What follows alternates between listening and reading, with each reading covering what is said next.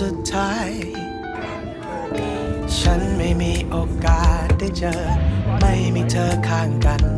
คืนที่มีผู้คนมากมายแต่ไม่มีใครสำคัญไม่มีคนเดินกุมมือด้วยกันใต้แสงของดอกไม้ไฟเมื่อได้พบเธอเข้ามาเติมเต็มที่เคยขาดหายมาอยู่ด้วยกัน